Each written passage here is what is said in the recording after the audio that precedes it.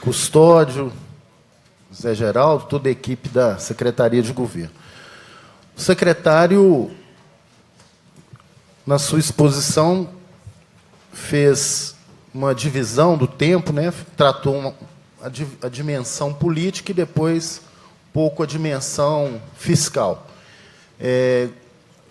Gostaria muito de discutir a dimensão política e os riscos da nossa democracia. É um assunto que, inclusive, hoje merece uma atenção especial depois do que a Intercept Brasil apresentou, uma armação da Procuradoria, do juiz Moro, então juiz Moro, para impedir a candidatura de um eventual presidente da República. Isso é muito ruim. Retirar um eventual candidato do jogo, uma disputa, fragiliza a democracia.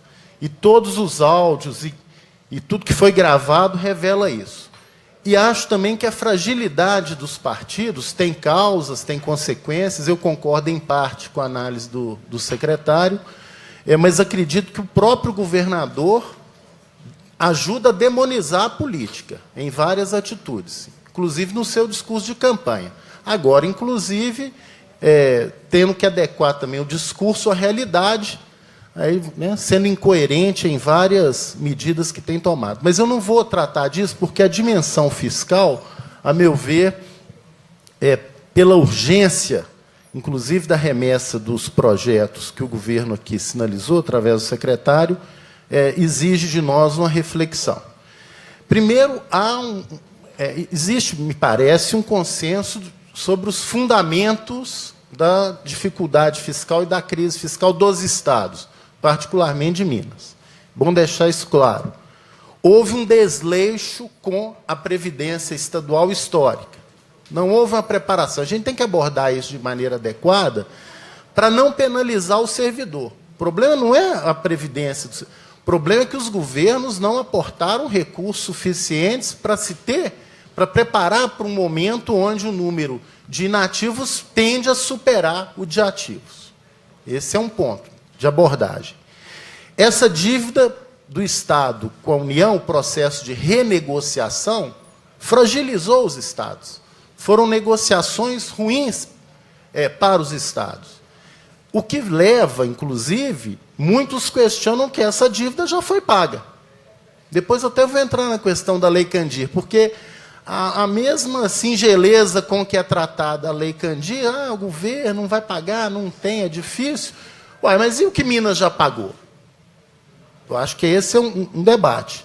A questão da nossa economia, que é colonial, pouco diversificada, em momentos de crise internacional, a nossa economia sofre, e as políticas de desoneração, e aí é um contexto de guerra fiscal, mas é renúncia de receita, e a Lei Candir, que objetivamente, para um Estado exportador de commodities, afetou ao longo desses 20 anos, e a lei previu compensação e não teve compensação. O Supremo Tribunal Federal já julgou. Então, a Lei Candir, porque, de acordo com alguns discursos que a gente ouve, parece que a Lei Candir é uma fantasia, é uma coisa distante.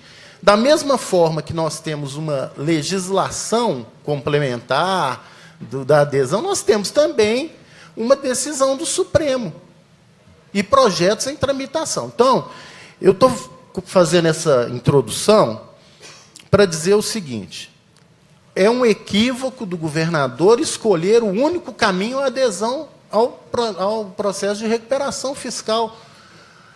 Se você congela salário e aumenta a contribuição previdenciária, isso tem um nome: confisco de salário do servidor público.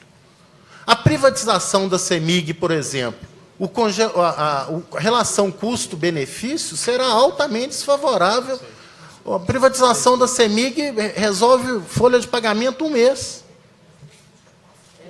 Olha o papel social da CEMIG, olhem a questão do consumidor em risco.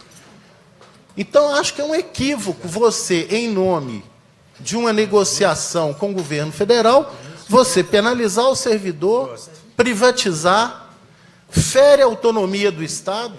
Olha, o Estado realiza concurso quando ele achar importante. Nós tivemos um crime, 2 crimes aqui na área ambiental. O Estado precisa reforçar a sua área ambiental. Ele não pode, nunca mais, ou durante 6 anos, em nome de uma negociação de uma dívida que já foi paga, essa dívida já foi paga. O governador Zema tem que ser mais ativo, tem que ser um líder político. Ao invés de conceder título de cidadão honorário para o presidente, tem que exigir do presidente o respeito que Minas merece. É isso que Minas espera do governador. Não é fazer firula com o presidente, fazer média com o presidente. Ele tem que ir lá exigir do presidente o que Minas merece. O dinheiro que Minas merece, ir lá no Rodrigo Maia, articular para votar os projetos. Para encerrar, deputado. Então, nossa, condescendência, que não é menor. 5 possível, pô, medalha de ouro em pouca condescendência. Será que eu sou o líder da oposição? O líder da oposição tem que... Não pode ter condescendência nenhuma, seu presidente. 5 minutos. Eu digo, posso ser Então, minhas considerações são essas.